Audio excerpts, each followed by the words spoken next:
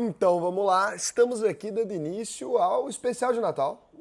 Especial de Natal em clima de Natal. Eu não vou ficar com esse gorro não, que fica meio estranho, mas vocês entenderam. Tem Natal, tem gorro, toda uma questão. A gente tá começando agora com o primeiro programa do especial. E assim, esse programa foi gravado há algum tempo já. Que dia que a gente gravou, Vandinho? Porra, eu sou alguém de memória, mas deve ter umas 3 semaninhas aí. Gravamos por aí umas 3 semanas. Mentira, já era dezembro, tá maluco? Foi umas 2 semanas. Era dezembro. Comecinho de dezembro a gente gravou então. A gente chamou aqui o CEO da Petro Recôncavo, o Marcelo, para ter uma conversa com a gente aqui sobre como avaliar e como investir em empresas de petróleo. Quais são os principais indicadores ali. E cara, foi uma conversa muito legal. Vale muito a pena vocês conhecerem o que a gente conseguiu fazer ali. A gente conseguiu extrair bastante informação dele, não só sobre a Petro Recôncavo, mas sobre o setor de petróleo de modo geral. Então, para você que sempre quis saber um pouco mais sobre o setor de petróleo, sempre quis investir em empresas de petróleo e sempre teve dificuldade de avaliar essas empresas, eu acho que esse é o programa mais foda para você. Ficou meio num climinha de um podcast. Eu não sei o que diferencia um podcast de um vídeo. Tentei diferenciar aqui com o Cazé e com o Vandinho. A gente não conseguiu, o pessoal falou, mas tem 2 pessoas. Eu falei, pô, todo vídeo com 2 pessoas é isso? Aí eu peguei e dei um exemplo de um vídeo que a gente gravou pro especial de Natal, que tava eu e o Paulo. Falaram, não, aí não é. Eu falei, pô, mas tem que ter uma troca de ideias, o Vandinho disse. Eu falei, todo vídeo tem uma troca de ideias. Então, o que define, segundo o Cazé, é o microfone. O microfone quando ele vem aqui. Mas aí, então, quando eu faço a live semanal da UVP, é um podcast. Mas aí você tá sozinho. Ah, não, porque tem gente que entra na tela, é podcast. É um podcast virtual. Então, ninguém sabe qual que é a diferença entre vídeo e podcast. Comenta aqui pra gente. E o negócio é o seguinte, assistam aí, espero que vocês gostem. Aí, no finalzinho, eu volto aqui pra vocês comentarem o que vocês acharam.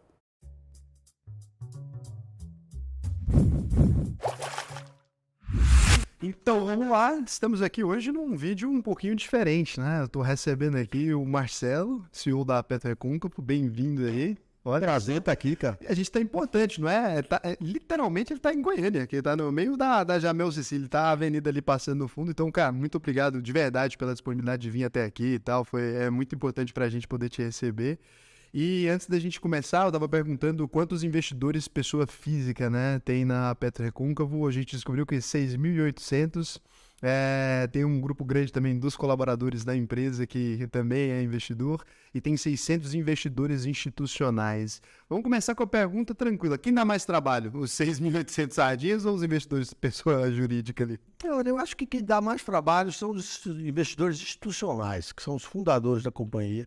Estão com a gente desde o início. No IPO, a companhia virou um corporation, então a gente extinguiu o nosso acordo de acionistas. Mas são ainda pessoas que nos inspiram muito, que têm uma participação muito ativa no nosso conselho de administração e que são profundos conhecedores da indústria sobre diferentes perspectivas. Então, quando eu falo que dá trabalho, é porque a gente tem um debate muito intenso com eles, tá? E eu acho que esse debate gera valor, mas nós somos muito cobrados. É mais cobrado por isso.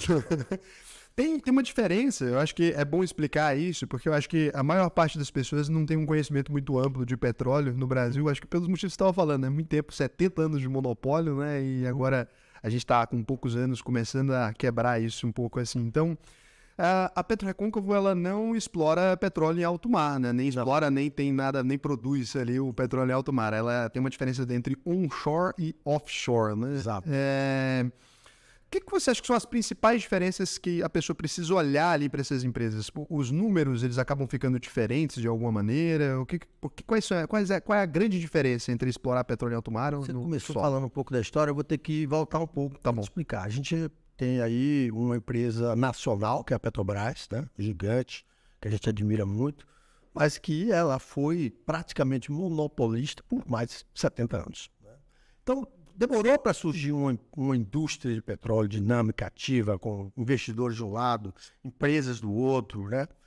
Isso começou a acontecer ali lá nos anos 2007, 2008, com a HRT, a OGX, a Queiroz Galvão. Nós estávamos num boom de IPOs curioso. Eram todas empresas que queriam ser exploradoras de petróleo. Tá? Nós temos no Brasil, por conta da própria Petrobras, você fala com o executivo, um engenheiro da Petrobras, ele se sente explorador. Ele quer descobrir novas reservas de petróleo e ficar rico, né? Então, empresas como OGX, HRT, lá atrás, foram para o mercado e você sabe onde terminou essa história, porque tinha um risco muito grande envolvido na sua atividade, que era o risco exploratório. Eram empresas que não geravam cash flow. O que você está vendo hoje com essas empresas que são chamadas independentes, e a Petro Recôncavo ela emula muito o modelo de operador independente de petróleo, que é muito comum no Canadá, nos Estados Unidos, mas também na Colômbia, até mesmo na Argentina, tá? Que é uma empresa, primeiro, focada aqui no onshore, a gente gosta de dizer que a gente não gosta de molhar a calça, tá? A gente tem, praticamente, nossa operação é 100% onshore, e que opera campos maduros, em cima de reservas já conhecidas e provadas. Então, a minha especialidade, eu posso até fazer isso, tá? E quanto mais eu crescer, eu vou ter um pouquinho de portfólio exploratório, assim como você tem um portfólio de ações e você diversifica Uma pimentinha ali. Mas o nosso core business não é explorar petróleo, é produzir petróleo, tá? Então, nós somos uma empresa que está há 22 anos no Brasil, ela foi fundada em fevereiro de 2000, gerou fluxo de caixa positiva nos seus 22 anos. Enquanto era uma empresa privada entre 2000 e 2019, 2021, pagou quase 200 milhões de dólares de dividendos para os seus acionistas, tá? E é uma empresa que tem uma geração de caixa muito forte. O que a gente faz? A gente procura ter um balanceamento muito grande entre o que a gente faz com esse caixa. Uma parte vai para investimento, porque a gente precisa continuar desenvolvendo essas reservas, e a outra parte vai para acionista, dividendo, juros sobre capital próprio. Então é um balanço que a gente, a depender do preço do petróleo, a gente tenta fazer isso de uma forma muito, assim, uma sintonia fina. Um ajuste fino ali das interesses. Mas a grande diferença é essa, são empresas de risco menor e com forte geração de caixa. Então, assim, a gente pode traduzir da seguinte maneira. Quando uma empresa ela busca a exploração de petróleo, o que ela está tentando encontrar é um lugar onde tenha petróleo ali. Então, ela faz um investimento buscando e ela encontra aquele petróleo e ela começa a fazer a parte de produção na expectativa de lucrar. O que vocês fizeram é diferente. Então, tem um campo de petróleo que você já sabe que tem petróleo ali, e aí você compra aquele campo de petróleo, adquire ele de alguma maneira, numa concessão, e com isso vocês começam a produzir o petróleo a partir dali. Então vocês pagam mais caro pelo posto, porque já sabe que tem petróleo ali, de certa forma. mas você tem uma previsibilidade maior do que vai acontecer ali dentro. É mais ou menos isso? E a gente tem um termo muito comum na indústria que é fator de recuperação, tá? Um campo de petróleo, falando de uma forma mais simples, um campo de petróleo tem um termo que a gente chama Original Oil in Place, que é quanto petróleo tem? 100 milhões de barris, tá? Você tem um padrão mundial de recuperação, você consegue recuperar talvez 35% disso. Varia. Depende, você tem algum... Costuma recuperar esse petróleo. Tirar efetivamente aquele petróleo do reservatório. Porque o petróleo não é uma piscina. Não é que Ele tá está quando você impregnado com areia. Nossa, entendi. Está impregnado com areia. Você precisa criar um poço, que é um lugar onde você tem uma pressão mais baixa, o petróleo flui para esse poço, ok? Então você consegue tirar até, em média, 35% do petróleo de um reservatório de petróleo descoberto, tá? Em algum momento, no Brasil, a média nos campos onshore está em torno de 22, 23. Em algum momento, isso passa a ser uma expertise, que é o que a gente tem. Mas passa a ser também um fator econômico. Por quê? Para eu extrair mais, eu tenho um custo de extração muito baixo. Porque quanto mais você avança no fator de recuperação, de certa forma, fica um pouco mais caro você extrair aquele petróleo. Ou porque ele vem com muita água misturada, você tem que separar a água, rejeitar a água, ou porque você tem que injetar coisas como CO2, polímeros. A gente já está falando de técnicas avançadas de recuperação de petróleo e gás, tá? Então é muito importante que você tenha uma empresa com essa expertise, tá? De produzir de uma forma com custos baixos e com extrema eficiência e produtividade. Então, se a Petrobras e eu acho que é uma excelente companhia exploratória, e o pré-sal é o exemplo disso, tá? Ela, no meu ponto de vista, não tem mais esta peculiaridade de ser um excelente operador, sobretudo para campos maduros, onde a produtividade média de um poço é de 15, 17, 20 barris por poço, né? Então, toda a bacia do Recôncavo hoje, por exemplo, produz menos do que um poço de pré-sal. Nossa. É por isso que não faz mais sentido para uma major como a Petrobras ficar operando esses campos. Faz sentido ela fazer o que ela vem feito, desde, inclusive, do governo Dilma Rousseff, da gestão da Graça Foster, que é uma otimização do portfólio. Ela vende ativos que ela não interessa mais aplicar e ela vai atrás de ativos onde ela é mais eficiente. Eu não tenho eficiência para operar pré-sal, mas a Petrobras não tem eficiência para operar um campo no interior da Bahia ou no interior do Rio Grande do Norte da mesma maneira que eu opero. Mas aí são concessões, então. Aí ela faz ali um leilão? Não, hoje isso é regulado, né? Desde a lei da petróleo, você tem a ANP, a Agência Nacional do Petróleo, que é a agência reguladora da nossa indústria, e ela tem áreas que são concessões petrolíferas e você assina um contrato de operar essas áreas, normalmente por 27 anos. Muitos contratos desses foram assinados no momento em que foi criada a ANP, tá? Que foi ali em 98. Então, tem muitos contratos se extinguindo justamente em 2025, esses 27 anos. E aí você tem a oportunidade de se comprometer com novos investimentos e renovar por até mais 27 anos. Então, nós temos hoje dentro do nosso portfólio concessões já renovadas até 2052.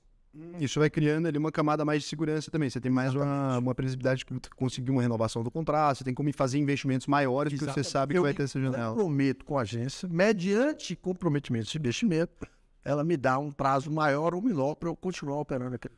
E quais são, assim, os maiores riscos hoje dentro da operação da PetroRecôncavo? Porque a gente sabe que, olha, por mais que exista uma eficiência e tudo, o petróleo ele tem um preço que oscila ali, existe um preço que é o preço que vocês têm que chegar naquele preço para conseguir garantir uma margem.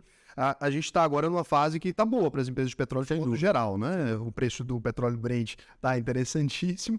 As empresas todas estão apresentando números muito bons, inclusive com várias expandindo, não só no Brasil como ao redor do mundo, também comprando, sei lá o quê, adquire uma outra e faz fusão. O mercado está aquecido. Sem dúvida.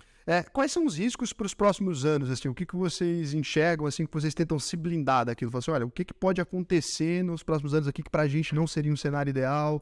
Quais são os maiores riscos mesmo? Porque aí o trabalho do senhor é pensar nisso, né? Que você fica ali. Eu diria que são riscos associados. O maior risco, sem dúvida nenhuma, é preço. Você mencionou ele. Tá? É o preço. Eu estou na indústria do petróleo há cerca de 15 anos. Eu já vi essa montanha-russa acontecer umas 4 ou 5 vezes. Vou te contar uma historinha.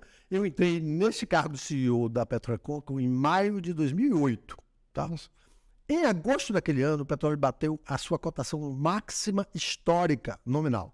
$147 o petróleo tipo Brent, em agosto daquele ano. Em dezembro, eu tinha 8 meses de companhia, em dezembro ele bateu 35. Tá?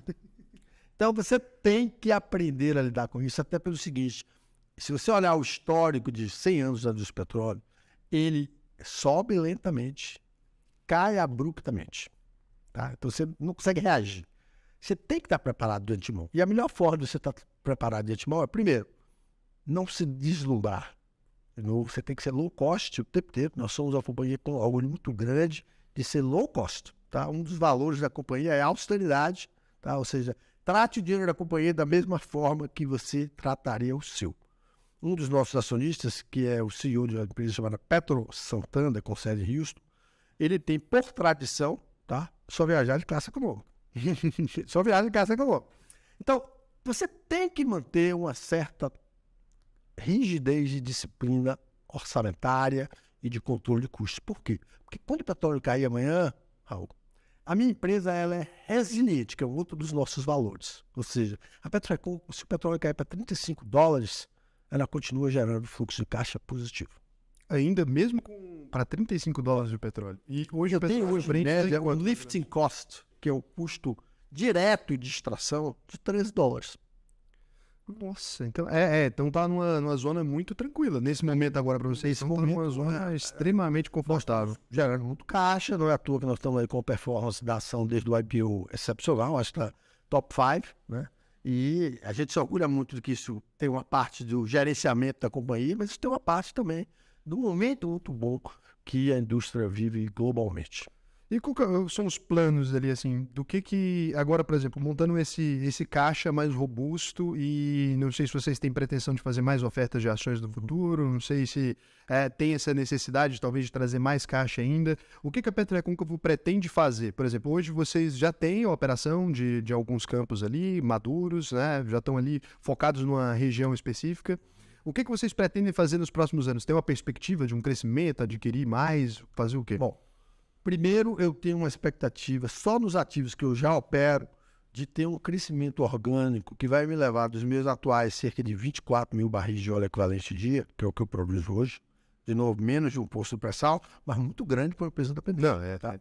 Então, só nos ativos que eu já opero hoje, a gente tem uma meta de, nos próximos 5 anos, chegar a 37 mil barris de óleo equivalente. Então, eu vou sair de 24 para 37. Tá?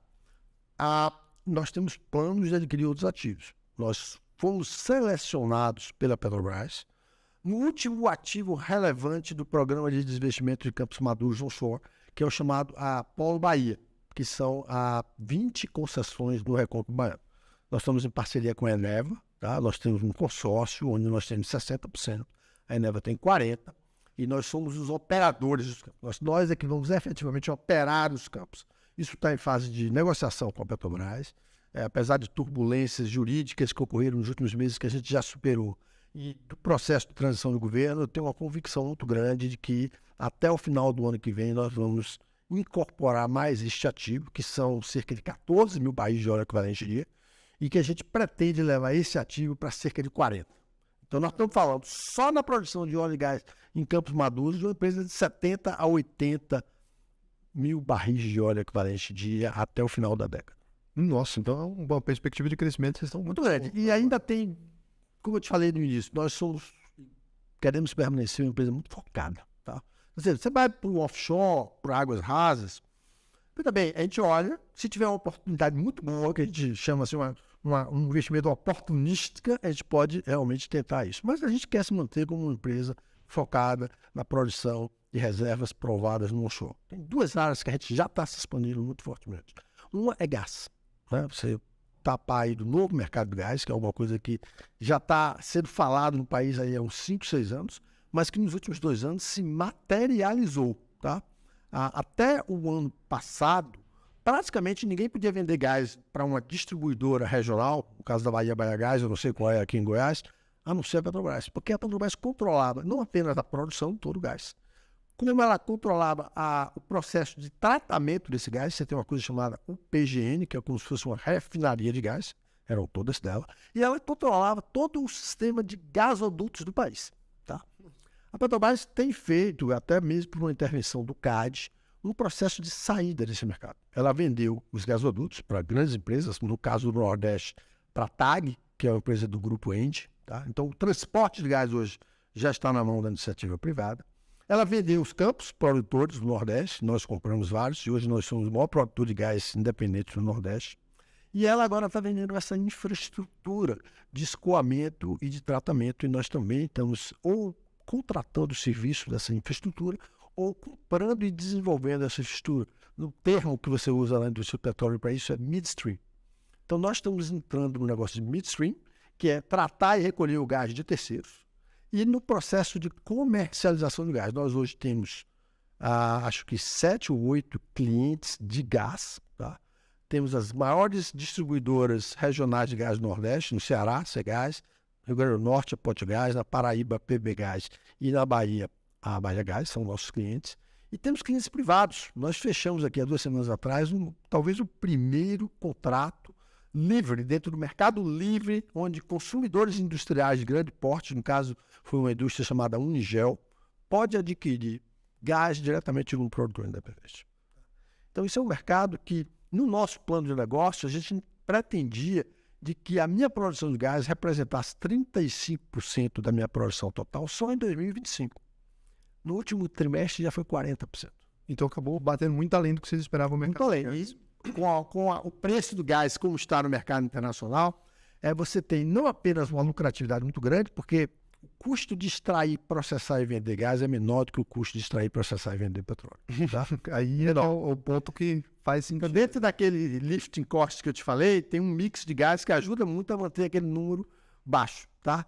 Mas tem uma coisa também interessante. Gás, você tem uma multiplicidade de formas contratuais.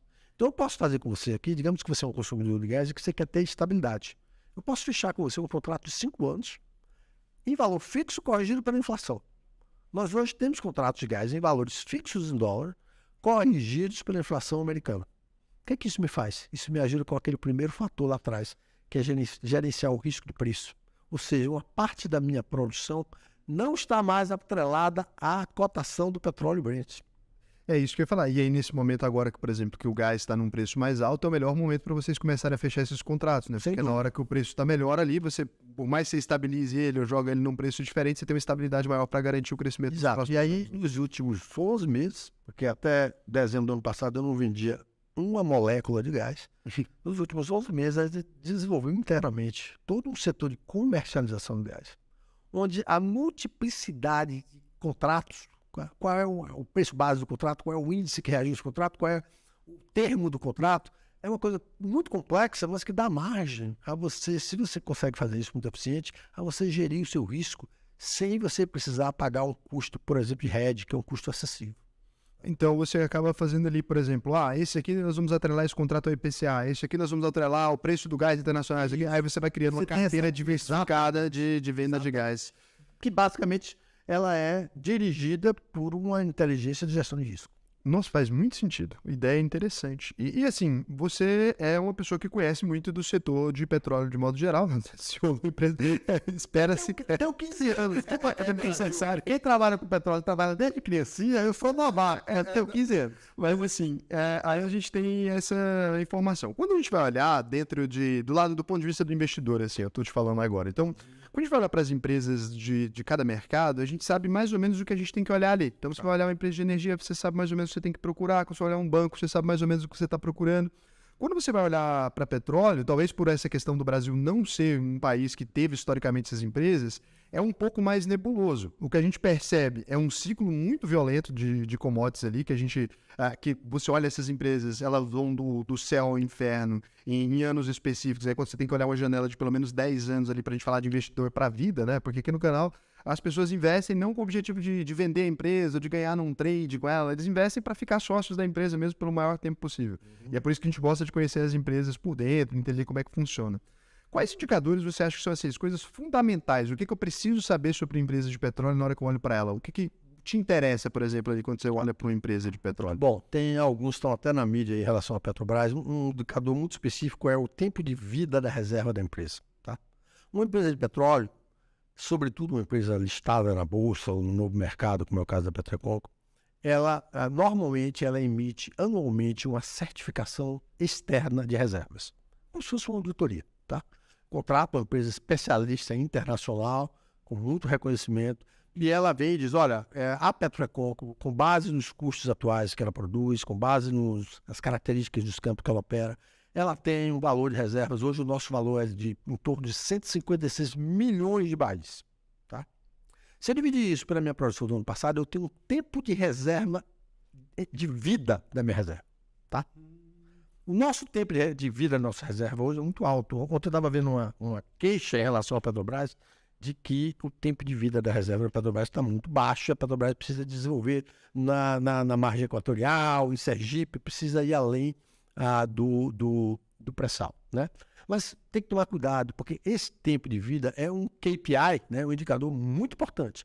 Mas ele tem dois aspectos. Tá? Eu quero ter muita reserva, mas eu quero ser capaz de produzir minha reserva muito rapidamente. Então, é um jogo de balanceamento. Tá?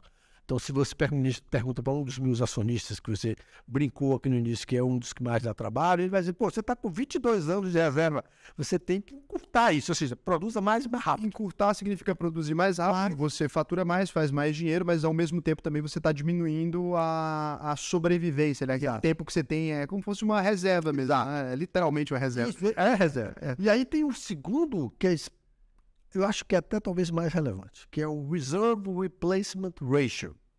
Então, por exemplo, no ano passado, a Petroeconco, durante o ano de 2022, ele teve um Reserve Replacement Ratio, de 2021, de 196%. O que quer dizer isso? Eu obtive no meu certificador de reservas um volume de reservas adicional correspondente a 1,96 vezes o que eu produzi. Tá? Então, eu estou produzindo mais reserva do que óleo. Isso é bom. Eu estou aumentando o meu... Você aumentou a sua exploração ali, né? Você continua explorando, mas ao mesmo tempo que você explorou, você garantiu que você vai ter o que explorar no futuro. Mais. É isso que garante. E aí isso, com o lifting cost, que você já tinha dito, então, olha, o preço, eu sei que você vai conseguir vender, que você está na margem positiva, eu sei que você está repondo as reservas, eu sei que você tem tempo. Você não vai acabar amanhã, porque sua reserva vai acabar daqui. Aí com esses 3 indicadores já começa a fazer mais sentido, sim, né? E aí o leverage, as coisas que são comuns a outras empresas, né? A gente estava conversando aqui um pouco antes de começar a entrevista, como empresa de petróleo, mundialmente, historicamente, né? Se endivida muito. Né? E acho que isso para a gente é muito importante. Nós temos um teto de leverage de 1,5 EBITDA. Tá? Nesse momento, a empresa está com leverage negativo, porque a gente fez o follow-on e ainda não ocorreu o evento de aquisição que a gente estava esperando no follow-on. Vai acontecer aí nos próximos meses. Tá? Mas ainda depois disso, você perguntou se eu tenho um plano de fazer um follow-on ou de emitir bonds. A gente tem plano de fazer ou uma coisa ou outra, porque eu estou fazendo essa última aquisição que eu falei aqui, Bahia Terra, ela é uma aquisição de 1,4 bilhão de dólares. 60% meu, 40% nem leva, tá? Então eu vou ter que levantar um valor significativo aí. Eu tenho hoje em caixa uma parte disso, eu vou ter que levantar mais no mix, depende de como vai estar o mercado lá na frente, de um mix de equity ou de debt, tá? Mas ainda assim, a nossa política de longo prazo é não ter leverage superior a 1,5 vezes o meu EBITDA, o que eu acho que é uma política bem adequada para uma empresa que produz e vende commodities que têm oscilações muito fortes. Essa é uma meta tranquila. Não, mas 1,5 EBITDA dá até para qualquer setor. Na verdade, está até com uma segurança maior do que muitos outros setores. Nós somos caracteristicamente uma empresa segura, viu? Uma empresa segura. Considerada por alguns uma empresa conservadora. Mas isso é bom, né? Eu fico feliz. Eu acho que empresas conservadoras dormem mais tranquilas. Mas quando você fala bom, você está falando de debentures, né, no Brasil aqui? Provavelmente uma emissão externa. A gente considera debentures. Algumas empresas do setor fizeram debentures. Faz mais sentido emitir essas dívidas lá fora? Depende muito do mercado. Nesse momento não tem nem mercado aberto para isso, para uma empresa do nosso porte. A gente acabou de fazer um rating, saiu muito bom dentro da nossa expectativa, com a S&P e com a Fitch. Mas como você é um primeiro issuer, né, você tem um prêmiozinho e você tem uma dificuldade no mercado como esse. Mas é um mercado cíclico, ele abre e fecha. Tá? Se não der fazer lá fora, a gente provavelmente vai considerar aqui ou um follow-on, né, que a gente pode fazer na bolsa, ou uma emissão de debêntures, ou um corporate loan, né, que a gente inclusive teve na nossa primeira aquisição um corporate loan, foi feito com os bancos Itaú, Morgan Stanley e Dutch Bank. Tá? A gente acabou de renegociar isso com uma taxa muito boa para o mercado, o que indica que o mercado reconhece a nossa prudência e o nosso conservadorismo. Então, se você comparar a transação que a gente acabou de negociar, se eu não me engano, é esse substituto da LIBOR, né, o SOFR, mais acho que 3,75%, ela está muito mais próxima de uma Petrobras do que dos meus peers. Tá? Então, acho que isso é um reconhecimento muito grande do mercado em relação à nossa credibilidade e capacidade de execução. Isso é realmente um reconhecimento mesmo por vocês estarem fazendo talvez um trabalho mais conservador. Fica mais fácil de você precificar as empresas. Tem uma questão que eu sempre pergunto para todo mundo que eu tenho contato assim no mercado, porque para mim é uma questão muito importante, para os investidores também. Como é que é a política de remuneração de diretoria e tal da PetroRecôncavo lá? O que tem dessas informações ali? Como é que funciona isso? Porque a gente vê algumas empresas no mercado que essas políticas de remuneração elas acabam prejudicando muito essas empresas dependendo do que acontece. A gente vê empresas que fecham deficitário de maneira absurda, pagando bônus absurdo para a diretoria ali. Então acaba sendo uma questão que é importante para os investidores de modo geral. Tá. Bom, isso mudou muito quando a gente se tornou uma empresa de capital aberto. Foi em maio de 21, tá? Logo em seguida, a emissão de ações, a gente contratou uma consultoria de São Paulo, que é uma empresa especializada nisso, e desenhamos um pacote de compensação, aprovado pela Assembleia, inclusive, que define as regras de compensação de executivos da companhia, tá? Nada muito sofisticado. Todo mundo tem seu base salary, né? Seu salário base. A gente tenta ser competitivo para atrair talentos, tá? A gente está no Nordeste, então você consegue ser um pouco menos agressivo do que outras empresas, até pela questão geográfica. Você ganhar um valor X em Salvador, com o custo de vida de Salvador, é mais do que um Y, que é 1,5 vezes em São Paulo, tá? No caso nosso aqui também, a gente tem esse. A gente tem um pacote de bônus, né, que em geral é um múltiplo de salário e depende muito da performance da companhia e da performance individual da pessoa, tá? Então é um bônus em cash, tá? E você tem um incentivo de longo prazo, que é um bônus em ação, que está vinculado a duas coisas. Uma parte disso você recebe, também com base em múltiplos de mercado, e você vai veste isso a cada um terço, em 3 anos. Sendo que a metade é um programa de retenção. Eu quero reter o Raul, ele sabe que se ele ficar aqui na companhia, no terceiro ano ele vai receber aquelas ações. Mas a outra metade não, a outra metade é atrelada à performance da minha ação. Então, se a ação superar em tanto o indicador do Bovespa, ou o indicador do IPCA, ou do PCI norte-americano, você aí torna aquelas ações vested se não superar. Entendi. Então vocês também estão relacionados de certa forma com o desempenho da empresa também, que é bom, né? Vocês têm um alinhamento também com o investidor, pessoa física ali pequenininho que está com a ação também. Filosoficamente, inclusive, até para continuar sendo uma empresa austera e uma empresa de custo baixo, a gente tenta fazer uma negociação com os nossos diretores, nossos gestores, onde o seu salário base pode até ser menor do que os peers. Mas a sua remuneração total, a depender da performance da empresa, pode ser maior. Então, eu atrelo uma parcela maior do seu pacote total à performance.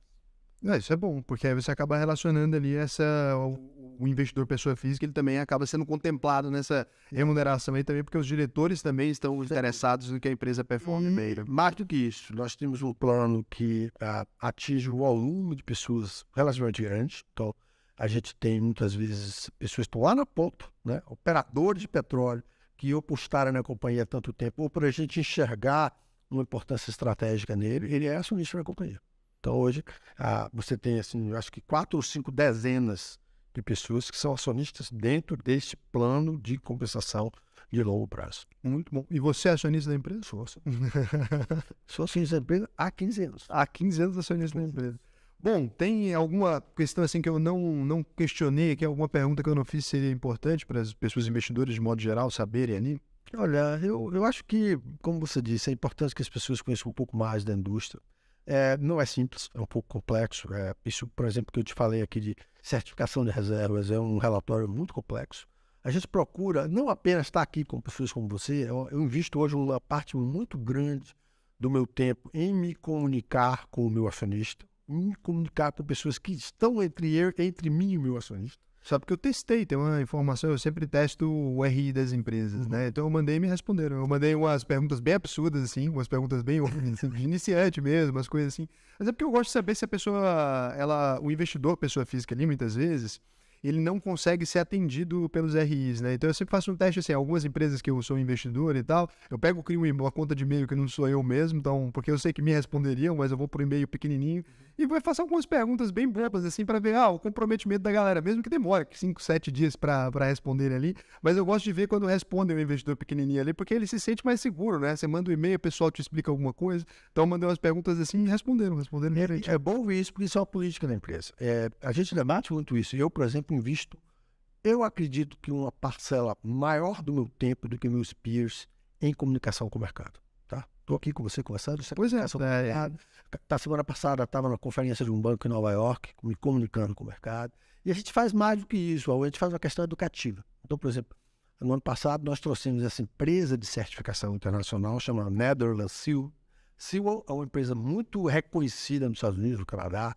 Talvez seja a certificadora que mais certifica empresas listadas na Bolsa de Toronto, na Bolsa dos Estados Unidos e do Canadá. Nós trouxemos uma equipe deles aqui, fizemos um evento, uma live, convidamos nossos investidores para que eles fizessem um processo educativo de explicar para você o que é uma reserva de petróleo. Por que o número é esse ou aquele. Esses indicadores que eu te falei aqui, Reserve Replacement Ratio, né? Tempo de vida das minhas reservas. A gente fez uma live bastante longa, bastante detalhada, para educar o meu investidor sobre reservas. Assim como eu estou aqui, de certa forma, através de você, educando o investidor lá fora sobre a indústria do petróleo e gás independente, que é algo novo. É novo, mas é muito interessante, porque assim, numa conversa dessa aqui, você fica esclarecido com relação a muita coisa. Porque o restante dos indicadores, o investidor, pelo menos aqui, que acompanha o canal e tal, ele já entende, ele sabe o que é um ROI, ele sabe o que é lucro, sabe o que é EBITDA, ele sabe ver esses números ali. Então ele olha e esses números na indústria de petróleo, ele realmente tem essas oscilações e é muito complexo para esse investidor entender. Então, quando ele começa a entender, então tem o preço do petróleo Brent ali, que é definido, e a empresa tem que ter um lifting cost menor ali para que ela possa conseguir vender esse petróleo por um preço maior. E se esse negócio baixa demais ali, bate num teto que ela não tem esse lifting cost, ela começa a tomar prejuízo. Aí ele vai entender mais ou menos o que acontece. A partir disso, com as outras análises que ele já sabe fazer, a pessoa consegue entender a indústria de petróleo. Então, acho que muitas vezes é só o básico mesmo que falta para essas pessoas entenderem. É verdade. E tem talvez um último aspecto, mas não menos relevante, que é a questão de sustentabilidade, né? Em geral, muita gente pode olhar a empresa produtora de óleo e gás, a indústria antiga. Eu digo para essas pessoas o seguinte: primeiro, nós somos uma empresa que parece mais uma startup. Eu te falei aqui, a gente passou de 200 e poucos para 1.300 funcionários em 4 anos. Né? Então, tem um ambiente de startup dentro da companhia. Nós temos pessoas que entraram como trainee da companhia, né? E hoje são diretores da companhia. Né? Então, a gente tem mais de um caso desse, 2 casos desses. Então, isso cria um ambiente muito interessante. Mas tem uma coisa que eu acho que ainda é mais especial e, infelizmente, você não pôde comparecer, mas a gente convidou o Carlos Stuart da sua equipe para fazer uma visita a Mossoró. Tá? Eu acho que E a gente leva muito analista de nossos investidores, analista do sell-side, para Mossoró, para o interior da Bahia, porque é muito importante para essas pessoas perceberem que a realidade é aquela. Tá? Mossoró é uma cidade que foi, durante 30 anos, um dos principais polos de produção de óleo e gás no Brasil. Lá na década de 70 e 80, quando o Brasil produzia cerca de 200 mil barris de óleo, metade vinha de Mossoró. Tá? Você vai lá hoje, a cidade é uma cidade interessantíssima, tá? Mas é uma cidade cujo entorno dessa cidade praticamente não tem nenhuma atividade econômica viável. É plantação de caju para extrair castanha, sal e petróleo.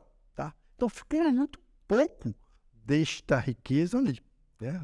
Na Bahia a mesma coisa, em outros estados do Nordeste, Sergipe, Alagoas. Então quando você vê uma empresa como a nossa, que entra nos campos como esse e outras, a própria 3R, a Origem, a gente criou um ecossistema de companhias, algumas públicas, outras ainda são privadas, basicamente no interior do Nordeste, que são áreas que têm índices de desenvolvimento humano muito baixo, está lá no último quartil de índice de desenvolvimento humano. Você chega investindo, como a gente vai investir no ano que vem, nas nossas áreas, no interior da Bahia e do Rio Grande do Norte, 1,4 bilhão de reais. A realidade da cidade inteira. O royalty de petróleo, em geral, num município como esse, é a segunda maior fonte de receita. Só pede para o fundo de participação dos municípios. Então, quando você aumenta a produção, você aumenta o royalty.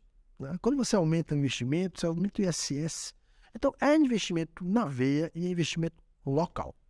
Você precisa ver como nós somos recebidos nessas comunidades, nessas áreas. Eu vou te dizer, nós particularmente operamos em 2 estados historicamente operados pelo PT, né, que tem uma história um pouco de não querer, entre aspas, privatizar a Petrobras. Eu não acho que isso seja uma privatização. E nós temos um apoio enorme do governo do Rio Grande do Norte e da Bahia para nossas operações. Hoje, o Rio Grande do Norte, dentro daquele novo mercado de gás que eu te falei, a gente vende um contrato de gás para Potigás, que é a distribuidora local, é o gás mais barato do Brasil. Isso gera competitividade industrial para o Estado do Rio Grande do Norte. A Baia Gás hoje talvez seja a companhia distribuidora local que mais tem fornecedores privados, são mais de 8. Tá?